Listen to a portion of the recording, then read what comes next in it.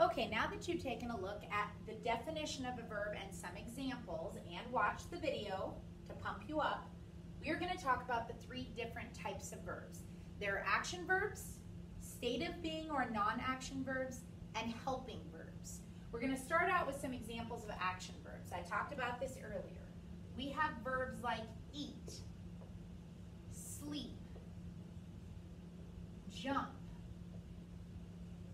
write. These are all physical movements that we have to do. They show action. They are verbs within a sentence. John eats ice cream every day. The action that John is doing within that sentence is eats. It is an action verb. We would identify as that a verb within the sentence. Joey sleeps through class. The action that Joey is doing is sleeping through class. Now, I do want to note that if you add an ing to the end of that verb, it is no longer a verb. It's called something that we refer to as a gerund. We are not going to learn about that right now, but I am going to tell you, do not put an ing on the end of your verbs. Just do the action verb in its original form. You can obviously put ed, you can put s on the end, but no ing. Those are action verbs. You're pretty comfortable with those. The other examples are non-action verbs. These are those state of being verbs that I'm talking about, and the one I always want you to remember is is. Is a non-action verb. Am, are, was, be. She is pretty. It seems like there's no action in that sentence. There isn't. There's a state of being non-action verb that is.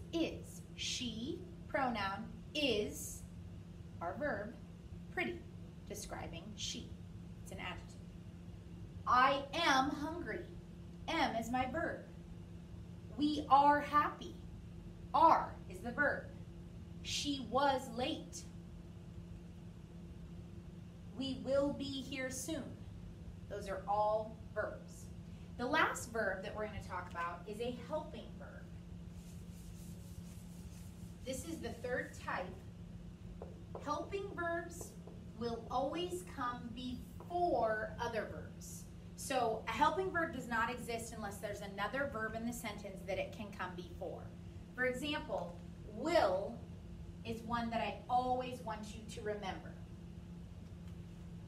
She will be here soon. Be is our main verb. Will comes before it, so it is a helping verb. She will get hungry soon. Get is our verb. Will is in front of it, which is a helping verb. Helping verbs only exist if there's already another verb in the sentence and it comes before it. The easiest way to identify verbs in the sentence, I have a checklist for you. Look at the sentence and ask yourself, what word tells what I can do? If you have a word in there that's something you can do, it's an action verb. I eat ice cream. What can you do? You can eat? Well, then it's an action verb.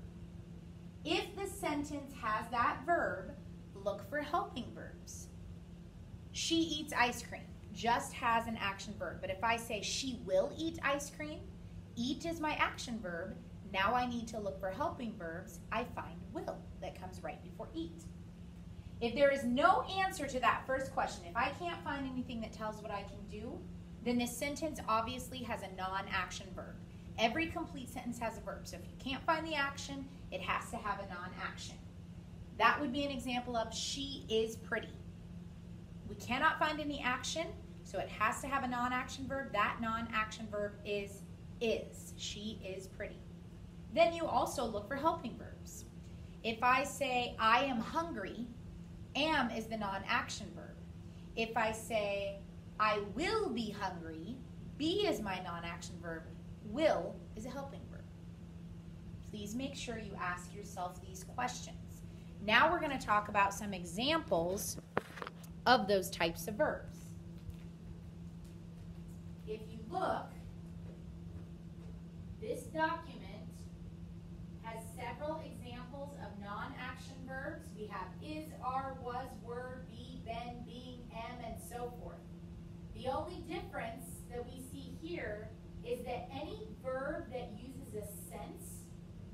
actually a non-action verb. That's the only tricky ones.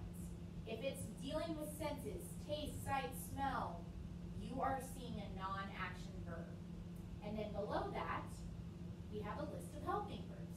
Has, have, had, do. These are the verbs that come before another verb. This document will be available to you so that when